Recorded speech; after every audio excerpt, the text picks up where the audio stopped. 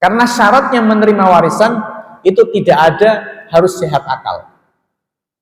Syaratnya mendapatkan warisan adalah hidup dan seagama. Itu syaratnya, hidup dan seagama. Yang karena orang gila ini dianggap muslim karena putranya seorang muslim, maka berarti ya dia muslim. Dan dia hidup, berarti maknanya dia wajib mendapatkan harta warisan. Yang kedua, termasuk sufaha, ya, selain yatim dan juga orang gila tadi. Yang kedua, termasuk sufaha adalah orang-orang yang tidak bisa mengelola hartanya. Disebut dengan safih, al-mubadzir malahu, orang yang menghambur-hamburkan hartanya. Jadi dia tidak bisa mengendalikan dirinya. Ketika melihat sesuatu, itu suka dia membeli. Tanpa pernah berpikir untuk apa, bagaimana kelanjutannya, dia tidak pernah mikir. Pokoknya beli. Assalamualaikum warahmatullahi wabarakatuh. Alhamdulillahi rabbil alamin. Wa bihi nasta'inu ala umurid dunya waddin. Wassalatu wassalamu ala asyrafil anbiya'i wa sayyidil mursalin. Sayyidina wa maulana Muhammadin wa ala alihi wa ashabihi wattabi'ina lahum bi ihsanin ila yaumiddin, amma ba'd. Kaum muslimin, jamaah, bapak-bapak, ibu-ibu, hadirin sekalian yang saya hormati rahimakumullah. Alhamdulillah, puji syukur kehadirat Allah Subhanahu wa taala. Pada malam hari ini kita kembali diperkenankan oleh Allah, diberikan kesempatan dan diberikan kesehatan, serta diberikan kemudahan, sehingga malam hari ini kita kembali bisa bersama-sama mengkaji ayat-ayat Allah Subhanahu wa taala, mengkaji tafsir Al-Qur'anul Karim. Malam hari ini insyaallah kita lanjutkan tafsir Quran surat An-Nisa, masuk pada ayat yang kelima. A'udzu billahi minasy syaithanir rajim. Bismillahirrahmanirrahim. Wa la tu'tus sufaha'a amwalakum allati ja'alallahu lakum qiyama التي جعل الله لكم قياما وارزقوهم فيها واكسوهم وقولوا لهم قولا معروفا وابتلوا اليتامى حتى إذا بلغوا النكاح فإن آنستم منهم رشدا فادفعوا إليهم أموالهم ولا تأكلوها إسرافا وبدارا أن يكبروا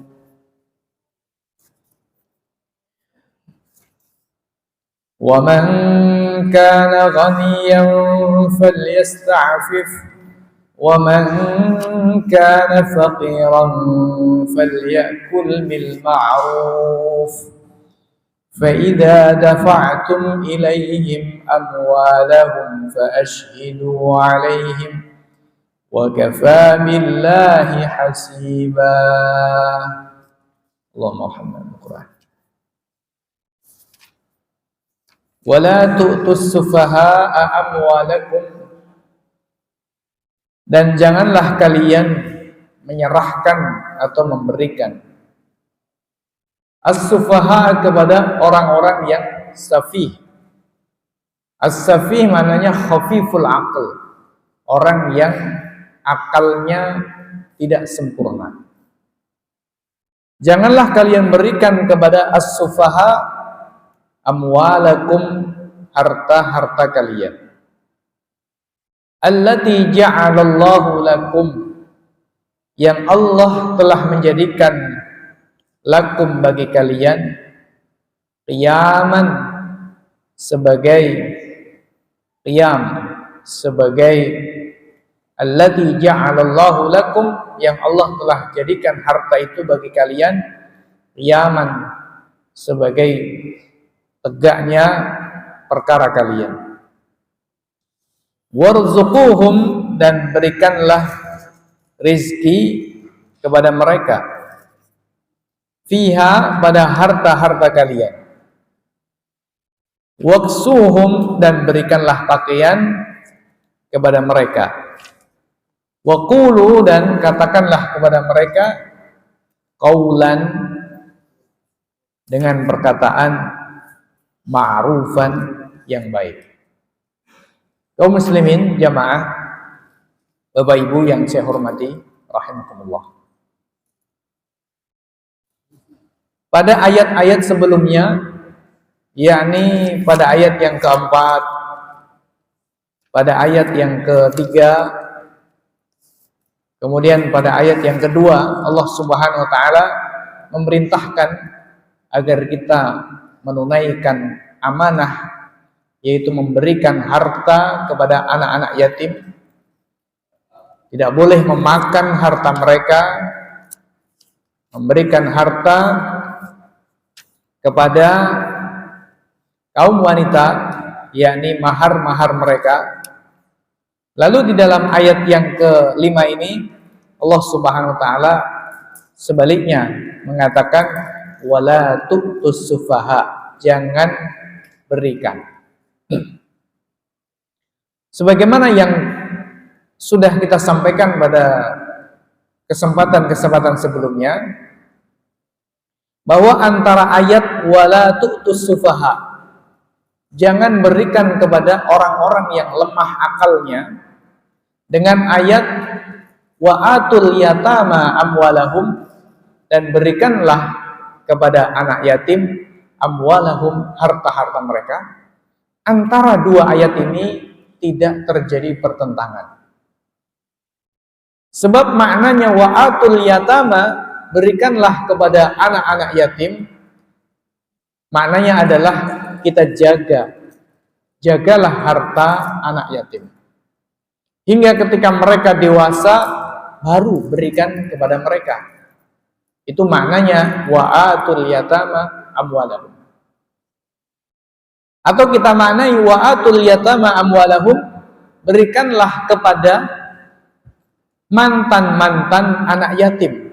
Berarti maknanya ketika mereka sudah dewasa, dan kita hanya bisa memberikan harta kepada mantan-mantan anak yatim apabila harta mereka sejak kecil sudah kita jaga, apabila harta mereka sejak awal sudah kita jaga.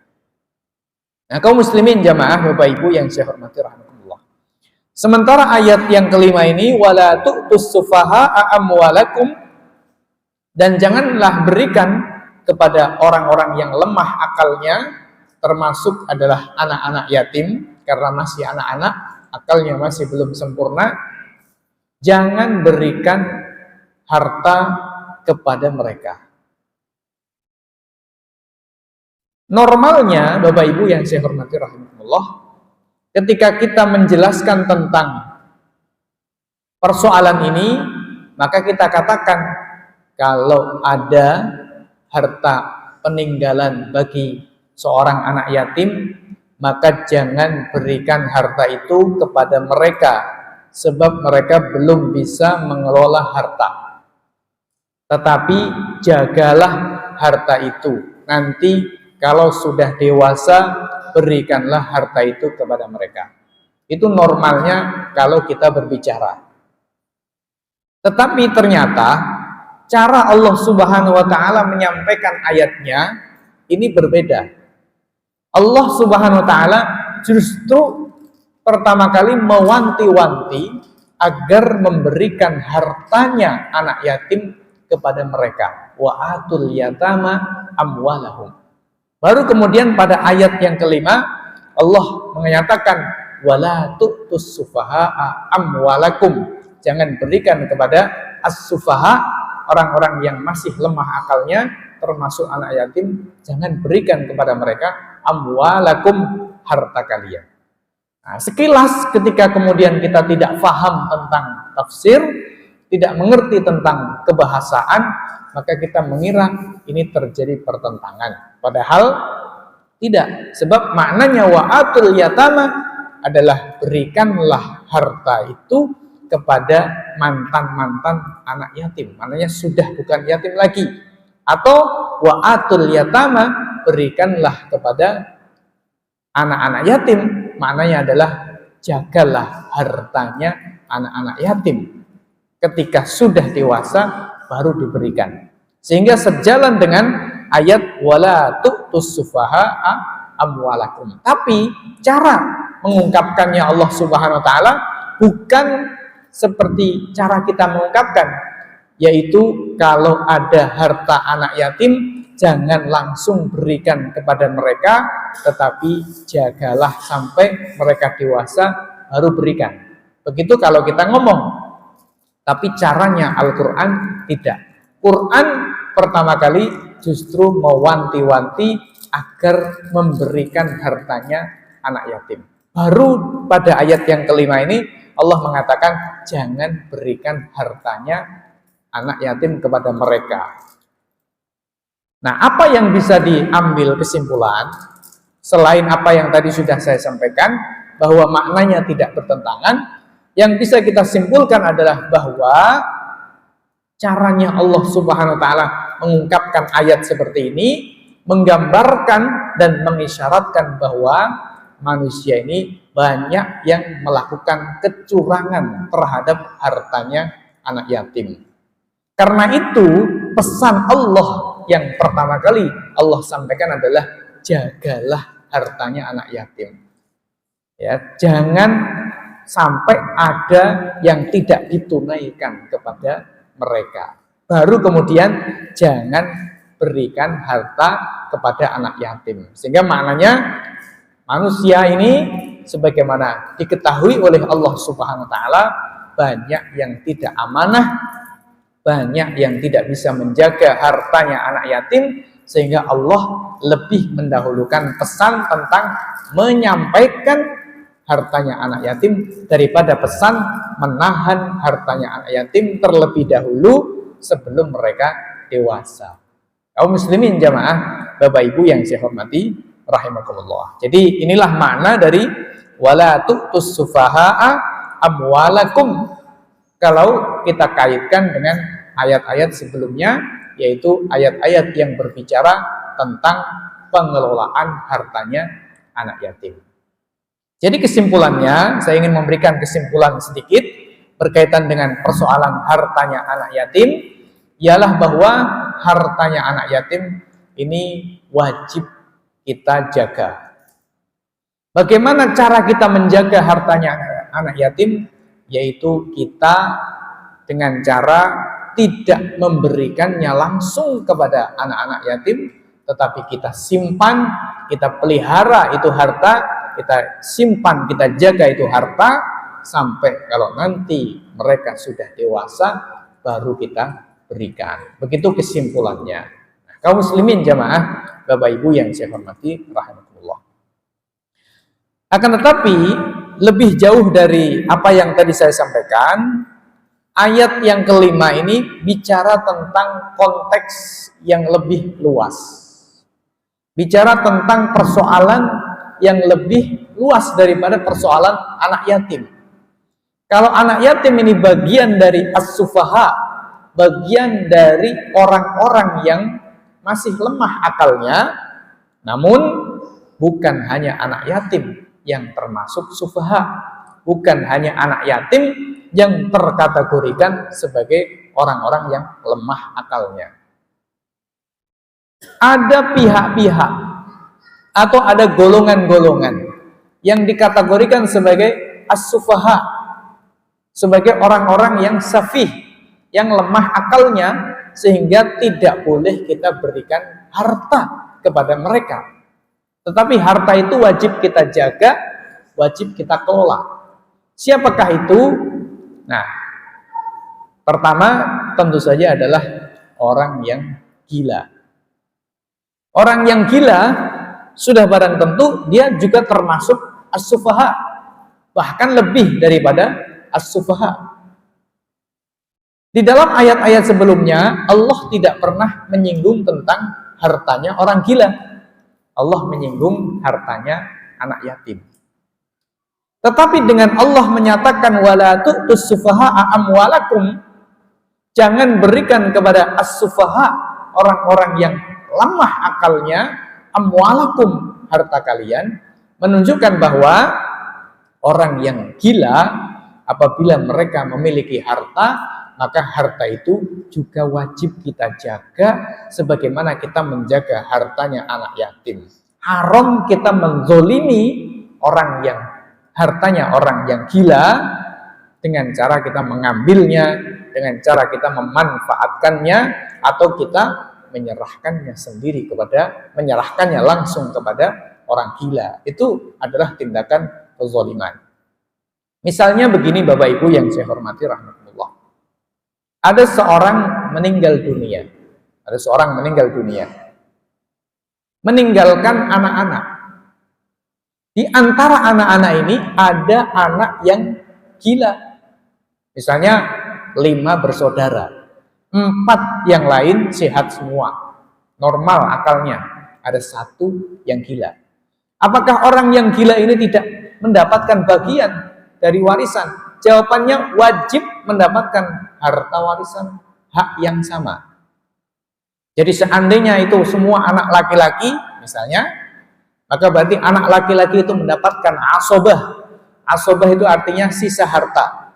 Misalnya ada seorang laki-laki meninggal dunia dengan 5 anak laki-laki dengan 1 istri, maka istri mendapatkan 1/8, sementara sisanya harta dikurangi 1/8 itu dibagi 5 orang. Nah, 1 di antara 5 ini misalnya ada yang gila, pertanyaannya, apakah yang gila juga mendapatkan bagian? Jawabannya sama, mendapatkan bagian yang sama. Jadi misalnya harta itu 1 miliar dikurangi 1/8, sisanya itu dibagi 5. Jadi berarti masing-masing anak mendapatkan 1/5. Orang yang gila tadi atau anak yang gila tadi juga wajib mendapatkan 1/5 dari asobah atau sisa harta setelah dikurangi 1/8 tadi. Nah, di dalam hal ini berarti berlaku ayat wala tu'tus sufaha'a amwalakum. Jangan berikan harta itu langsung kepada mereka karena dia orang gila.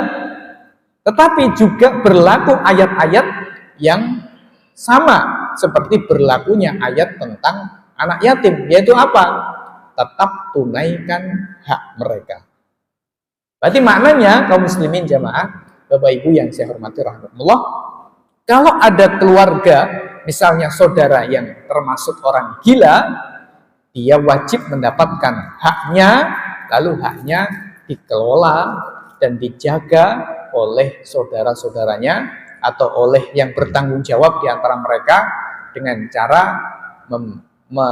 menjaganya dan menggunakannya untuk kepentingan orang gila tadi, untuk biaya hidupnya, untuk membeli bajunya, untuk keperluan pengobatannya dan lain sebagainya, sehingga tidak boleh diambil. Nah, ini karena gila, nggak usah kita kasih warisan saja, haram, tidak boleh. Karena syaratnya menerima warisan itu tidak ada harus sehat akal. Syaratnya mendapatkan warisan adalah hidup dan seagama. Itu syaratnya, hidup dan seagama. Yang karena orang gila ini dianggap muslim karena putranya seorang muslim, maka berarti ya dia muslim. Dan dia hidup, berarti maknanya dia wajib mendapatkan harta warisan. Kaum muslimin jamaah, Bapak Ibu yang saya hormati rahimahullah. Ini yang pertama, gila. Yang kedua, termasuk sufaha, ya, selain yatim dan juga orang gila tadi. Yang kedua, termasuk sufaha adalah orang-orang yang tidak bisa mengelola hartanya. Disebut dengan safih, al-mubadzir malahu, orang yang menghambur-hamburkan hartanya. Jadi dia tidak bisa mengendalikan dirinya. Ketika melihat sesuatu, itu suka dia membeli. Tanpa pernah berpikir untuk apa, bagaimana kelanjutannya, dia tidak pernah mikir. Pokoknya beli. Dia tidak bisa mengelola hartanya. Sehingga berapapun harta yang ada di tangannya akan habis. Karena akan digunakan untuk membeli atau untuk memberikan kepada orang, didum-dumke atau dibagi-bagikan begitu saja. Dia tidak pernah mikir untuk apa nanti, bagaimana nanti biaya hidupnya, bagaimana nanti kelanjutannya. Dia tidak bisa mikir seperti itu. Nah, orang yang seperti ini disebut dengan safih juga, al-mubadzir limalihi, orang yang menghambur-hamburkan hartanya. Kalau ada orang sejenis ini, dan ini juga terjadi, bukan gila sebenarnya, tapi soal hartanya dia nggak bisa sama sekali mengatur. Ya, sekali lihat sesuatu, pengen beli aja. Dia nggak pernah mikir duitnya habis atau enggak. Pengen ngasih aja, nggak pernah mikir ya duitnya cukup atau tidak. Intinya dia tidak bisa mengelola hartanya. Jadi kalau ini dibiarkan, maka berapapun hartanya akan ludes. Nah, ini termasuk terkategori sebagai safih. Nah, orang yang seperti ini juga wajib dicegah. Mananya wala tu'tus sufaha amwalakum. Hartanya harus dikelola oleh orang yang normal secara pengaturan harta. Kaum muslimin jamaah Bapak Ibu yang saya hormati rahimakumullah.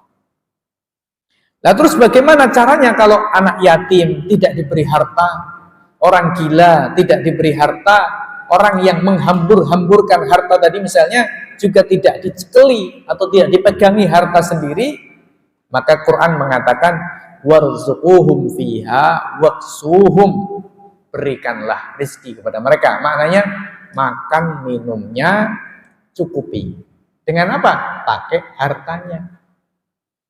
Waksuhum, pakaiannya juga cukupi. Dengan pakai apa?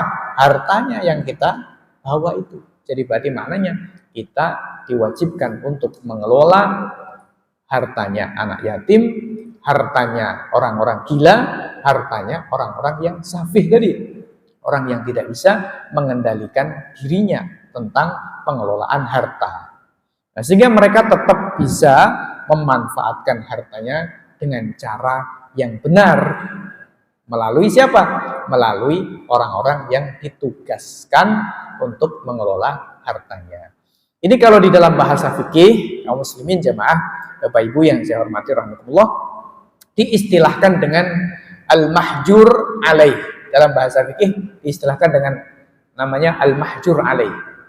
Al-mahjur alaih itu artinya orang-orang yang dinyatakan tidak boleh melakukan tasarruf. Tidak boleh melakukan tasarruf itu maknanya apa? Tidak boleh membeli, tidak boleh menjual, tidak boleh bersedekah, tidak boleh hibah atau memberi ya atau menghadiahkan, tidak boleh mewakafkan, tidak boleh menginfakkan. Jadi hartanya dipegang oleh orang lain untuk dikelola memenuhi keperluan-keperluannya saja, membeli makanan, minuman, pakaian, dan keperluan hidupnya.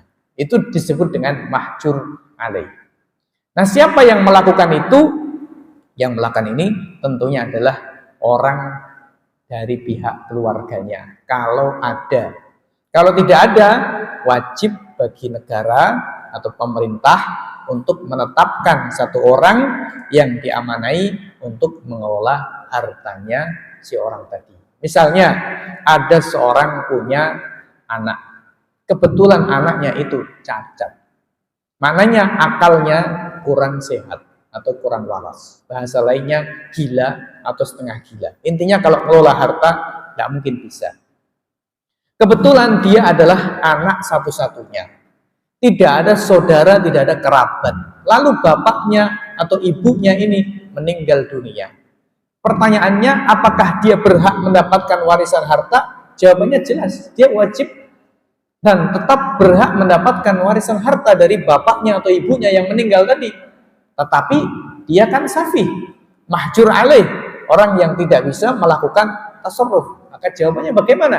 Pemerintah, ya dalam hal ini pihak yang berwajib harus mengangkat orang yang mengelola hartanya. Maka dalam Islam salah satu tugasnya qadhi ini hakim dengan jajaran-jajarannya ini adalah mengelola hartanya orang-orang yang tidak bisa mengelola hartanya, seperti orang gila atau orang yang cacat akalnya, ketika tidak ada pihak-pihak keluarga yang bisa menghandle atau yang bisa mengelola hartanya orang-orang dengan kebutuhan khusus tadi. Nah, kaum muslimin jamaah, Bapak Ibu yang saya hormati rahimakumullah. Jadi kesimpulannya, Allah Subhanahu wa taala zat yang maha adil, zat yang anti terhadap kezaliman. Sehingga meskipun anak itu anak yatim, meskipun anak itu anak atau orang itu orang yang akalnya kurang, atau bahkan gila, atau bahkan mohon maaf idiot misalnya, atau cacat sejak lahir, soal harta, kalau dia punya hak, maka dia tetap berhak mendapatkan harta, dan hartanya haram untuk diambil oleh orang lain, haram untuk dizolimi oleh orang lain, hartanya wajib diberikan kepada dia. Cuma caranya bukan dengan diberikan langsung kepada dia karena akan hilang, tetapi wajib dikelola, dijaga, dan dipelihara oleh orang-orang dari kerabatnya kalau ada, kalau tidak ada dari pihak negara yang mengaturnya. Kaum muslimin jamaah, Bapak Ibu yang saya hormati rahimakumullah. Ini makna ayat wala tu'tus sufaha'a amwalakumul lati ja'alallahu lakum qiyaman warzuquhum fiha waqsuhum wa qulu lahum qawlan ma'rufa. Nah, kaum muslimin jamaah, Bapak Ibu yang saya hormati rahimakumullah. Masih ada yang perlu kita sampaikan di dalam ayat ini, yaitu firman Allah Subhanahu wa taala, amwalakum allati ja'alallahu lakum qiyamah, yang tadi belum kita sampaikan, dan ayat wa qulu lahum qawlan ma'rufa. Ayat Allah Subhanahu wa taala, amwalakum allati ja'alallahu lakum qiyamah, harta-harta kalian yang Allah jadikan harta itu bagi kalian sebagai qiyaman, sebagai penopang kehidupan. Di sini Allah Subhanahu wa taala bicara tentang harta dan fungsinya harta. Tentang harta dan fungsinya harta. Kalau kita perhatikan sekilas ketika kita baca wala tu'tus sufaha'a amwalakum, jangan berikan kepada orang-orang safih amwalakum, harta kalian. Itu sekilas seolah-olah menggambarkan jangan beri harta dari harta kita. Jadi maknanya jangan ngasih harta, misalnya saya punya uang terus saya berikan kepada anak yatim, itu jangan. Saya punya uang terus saya berikan kepada orang gila, itu jangan. Saya punya uang saya berikan kepada orang yang akalnya kurang, itu jangan. Padahal maknanya bukan begitu. Tetapi maknanya jangan berikan kepada mereka tadi harta mereka sendiri dari warisannya atau dari orang lain. Maknanya mereka punya harta, kalau diberi orang harta terima, tetapi jangan berikan kepada mereka. Mereka mendapatkan warisan wajib dijaga. Mereka mendapatkan hibah atau sedekah wajib dijaga. Jangan berikan kepada mereka. Begitu maknanya. Nah, pertanyaannya kenapa Allah Subhanahu wa taala mengatakan amwalakum, harta kalian? Seolah-olah kita ini yang punya harta, lalu kita dilarang oleh Allah memberikan harta kita kepada mereka, padahal bukan. Namanya itu harta mereka sendiri. Nah, sekarang yang menjadi pertanyaan adalah kenapa Allah mengatakan amwalakum, harta kalian? Ada penjelasan yang menarik yang dijelaskan oleh Imam Ibnul Arabi, Imam Ibnul Arabi dari madhab Maliki, yang kemudian dipertegas oleh Imam Ibnu Ashur dari madhab Maliki juga, seorang ahli tafsir. Ketika Allah Subhanahu wa taala mengatakan amwalakum, harta kalian, padahal yang dimaksud adalah hartanya anak yatim itu sendiri, hartanya sufaha, orang-orang gila itu sendiri, atau orang-orang yang lemah akalnya itu sendiri. Tapi Allah mengatakan amwalakum, harta kalian. Kata Imam Ibnu Arabi, kata Imam Ibnu Ashur, maknanya adalah bahwa hakikat harta itu milik Allah Subhanahu wa taala. Karena hakikat harta ini milik Allah Subhanahu wa taala, maka yang memanfaatkan harta ini adalah seluruh manusia, yang kaya maupun yang miskin, yang bodoh maupun yang pintar, yang lemah maupun yang kuat, yang sehat akalnya maupun yang tidak sehat akalnya. Maka Allah menyebutnya harta kalian semuanya, menggambarkan bahwa harta itu milik Allah, tetapi kemudian Allah berikan kepada seluruh manusia yang nanti akan menikmatinya, akan memanfaatkannya adalah kalian semuanya. Apakah yang kaya, apakah yang miskin, apakah yang kuat akalnya atau yang lemah akalnya, apakah yang cerdas, apakah yang tidak cerdas, semuanya diberi hak oleh Allah Subhanahu wa taala untuk mendapatkan hak hidup di dunia, sehingga maknanya punya harta. Karena itu Allah Subhanahu wa taala di dalam Al-Qur'an melalui ayat-ayatnya, begitu pula melalui hadis-hadis Nabi Shallallahu Alaihi Wasallam, kalau kita pelajari, maka Quran ini, Allah, Islam ini mengatur bagaimana harta itu berputar di antara manusia. Tidak boleh mandek di orang-orang tertentu. Quran mengatakan kaila yakuna dulatam bainal aghniya'i minkum, agar harta itu tidak hanya berputar di antara orang-orang kaya saja. Maka Allah Subhanahu wa taala mensyariatkan berbagai syariat bagaimana agar harta ini bisa berputar, melakukan sirkulasi seperti darah. Kalau darah ini berhenti, maka itu tanda bahaya. Begitu pula kalau harta ini berhenti pada orang-orang tertentu, maka ekonomi mengalami masalah dan kehidupan manusia juga mengalami masalah. Karena itu Allah mensyariatkan perdagangan, perniagaan, sewa menyewa, kontrak jasa dan lain sebagainya. Ini adalah cara Allah Subhanahu wa taala memperedarkan harta. Selain itu, untuk orang-orang yang mungkin tidak bisa jual beli, tidak bisa sewa menyewa karena tidak ada kemampuan, Allah mewajibkan mereka mendapatkan zakat. Orang kaya wajib memberikan zakatnya kepada mereka. Allah mewajibkan membantu mereka dalam wujud infak, dalam wujud sedekah dan lain-lain. Ini dalam rangka apa? Dalam rangka agar harta itu beredar. Sebab ketika harta itu tidak beredar, maka seperti darah ketika tidak mengalir akan menimbulkan banyak masalah. Kalau harta ini tidak beredar, maka menimbulkan masalah. Oleh karena itu maka Allah melarang yang namanya kanzul mal, yaitu menyimpan emas dan perak sebagai mata uang zaman dulu. Kalau sekarang berarti menyimpan duit ya dengan tanpa ada maksud untuk digunakan, itu hukumnya haram. Namanya kanzu. Kanzu itu artinya apa? Kita sengaja mengumpulkan uang sebanyak-banyaknya, tapi bukan untuk dipakai. Beda kalau saving atau nabung. Kalau nabung itu kan kita mengumpulkan, nanti saatnya akan kita pakai. Ya, panjenengan nabung untuk apa?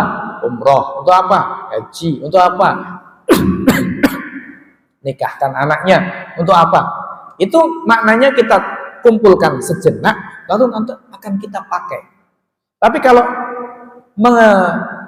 mengkanzu atau menimbun, itu maknanya sengaja kita kumpulkan tanpa ada maksud untuk kita gunakan lagi.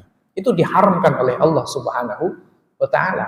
Kenapa? Karena itu akan menyebabkan mandeknya perekonomian. Semakin banyak putaran harta, maka semakin gampang orang mendapatkan penghidupan.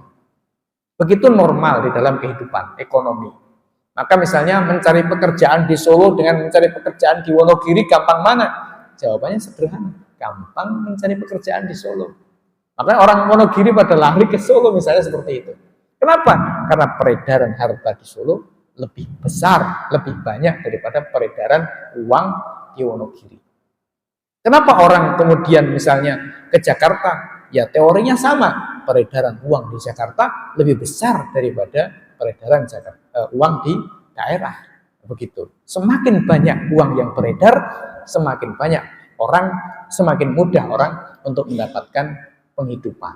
Kira-kira seperti itu. Maka Allah Subhanahu wa taala melarang melakukan kanzu, melakukan penimbunan terhadap harta, terhadap uang. Jadi uang kita endapkan, kita biarkan tidak untuk kita pakai, bukan untuk kita simpan nanti untuk tabungan, nanti untuk kita gunakan, bukan, tapi sengaja kita seperti kita matikan, itu hukumnya haram. Oleh karena itu Islam misalnya melarang emas, perak dijadikan sebagai misalnya jadi seperti gelas, piring, sendok. Kalau misalnya sekarang jadi mobil, kemudian jadi mungkin ya jadi HP dan lain sebagainya, itu dilarang oleh Islam. Kenapa? Karena pada zaman itu emas dan perak ini adalah bahan untuk mencetak mata uang, karena itulah yang punya nilai intrinsik. Dan dengan mata uang emas dan perak itu tentunya tidak bisa mata uang kita dikendalikan oleh negara lain misalnya. Oleh karena itu maka Islam mengharamkan tadi ya, menjadikan emas dan perak sebagai alat untuk makan, alat untuk minum, alat untuk macam-macam kebutuhan rumah tangga. Tidak boleh menggunakan bahan emas dan perak. Kenapa? Karena emas dan perak adalah untuk mencetak mata uang. Dengan mencetak mata uang, karena jumlah emas dan perak tidak akan semelimpah jumlah kertas, maka peredaran uang akan terjadi normal, tidak berlebih ya, sehingga terjadi inflasi, tapi juga tidak kurang, sehingga kemudian terjadi masalah. Kaum muslimin jamaah, Bapak Ibu yang saya hormati rahimahullah. Nah, inilah kenapa Allah Subhanahu wa taala mengatakan amwalakum, harta kalian semuanya. Maknanya harta itu hartanya Allah, lalu yang menggunakan itu seluruh manusia, baik yang kaya maupun yang miskin, maupun yang lemah maupun yang kuat, semuanya diberikan hak oleh Allah Subhanahu wa taala untuk memanfaatkan harta. Jangan sampai ada harta itu hanya berputar saja di antara orang-orang kaya saja atau di antara orang-orang kuat saja. Maka Allah mensyariatkan ada zakat, ada sedekah, biar kemudian yang miskin tetap juga mendapatkan haknya, hartanya. Kaum muslimin jamaah, Bapak Ibu yang saya hormati rahimahullah. Kemudian Allah mengatakan allati ja'alallahu lakum qiyama.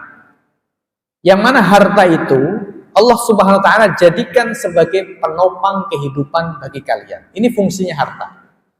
Jadi fungsinya harta itu sebagai sebuah sarana untuk menopang kehidupan kita, bukan sebagai tujuan. Nah, kalau kita menjadikan harta sebagai tujuan, maka ini menjadi sumber masalah, sumber malapetaka dalam kehidupan kita. Tetapi kalau kita memposisikan uang ini sebagai penopang, maknanya sebagai sarana, maka kita paham fungsinya harta untuk apa. Nah, kalau umat Islam tentu saja sudah paham bahwa dunia ini adalah mazra'atul akhirah. Dunia ini adalah tempat menanam untuk kita panen di akhirat. Sehingga harta ini bagi seorang muslim bukan sebagai sebuah tujuan, tetapi sebagai sebuah sarana yang dia gunakan untuk berbagi, untuk bersedekah, untuk berinfak, untuk beribadah, mungkin haji, mungkin umrah, mungkin memberikan kebaikan-kebaikan kepada umat manusia atau kepada kaum muslimin pada umumnya. Ini allati ja'alallahu lakum qiyama. Sehingga inilah fungsinya harta. Siapa yang punya harta dan fungsinya untuk apa, ini Allah Subhanahu wa taala telah menetapkannya. Kemudian Quran mengatakan waqulu lahum qaulan ma'rufa. Nah, kenapa Allah mengatakan waqulu lahum qaulan ma'rufa? Karena kalau kita memegang harta, itu hartanya anak yatim, hartanya saudara kita yang mungkin akalnya kurang, atau kemudian ya tadi gila atau sejenisnya.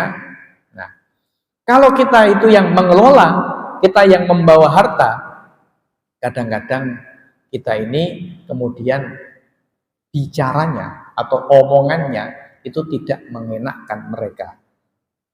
Ketika kita memberikan harta, padahal itu harta mereka sendiri sebenarnya, itu seringkali kita ngomong dengan omongan yang tidak nyaman. Begitu. Maka Quran mengatakan wa qulu lahum qawlan ma'rufa. Jadi anak-anak yatim ketika kita berikan harta kepada mereka untuk kebutuhan mereka. Misalnya kita membelikan baju mereka, kita membelikan makanan mereka, yang mana itu dari uang mereka sendiri hakikatnya, kita tidak boleh menyakiti mereka secara verbal. Maka Quran mengatakan wa qulu lahum qawlan ma'rufa. Karena tabiat manusia itu meskipun sebenarnya dia bukan siapa-siapa, bukan pemilik harta itu, tapi seringkali kalau dia berkuasa itu omongannya jadi tidak enak, omongannya jadi pedes atau omongannya jadi ya pokoknya menyakiti hati. Maka Quran tahu tentang karakter manusia. Allah mengatakan wa qulu lahum qawlan ma'rufa. Kalaupun ya misal kalian itu menjaga harta mereka, kalian yang melindungi harta mereka, mengelola harta mereka, maka jangan sekali-kali kalian merasa berjasa terus kemudian kalian mengatakan kata-kata yang pedes atau kata-kata yang menyakiti hati mereka. Tapi tetaplah katakan qaulan ma'rufa, perkataan yang baik. Karena tabiat orang itu kalau sudah merasa dia bisa, merasa memberi, merasa berjasa, itu kadang-kadang muncul ungkapan-ungkapan yang menyakiti hati orang yang dianggap lebih rendah atau dianggap apa istilahnya berhutang budi atau berhutang jasa kepada dirinya. Begitulah sifat manusia. Allah Maha Tahu, maka Allah katakan wa qulu lahum qawlan ma'rufa. Katakanlah kepada mereka qawlan ma'rufa dengan perkataan yang baik. Demikian Bapak Ibu yang saya hormati rahimakumullah yang bisa saya sampaikan pada kesempatan malam hari ini. Mudah-mudahan ada manfaatnya. Kurang lebihnya saya mohon maaf yang sebesar-besarnya. Kita akhiri subhanakallahumma bihamdika asyhadu an la ilaha illa anta astaghfiruka wa atubu ilaik. Assalamualaikum warahmatullahi wabarakatuh.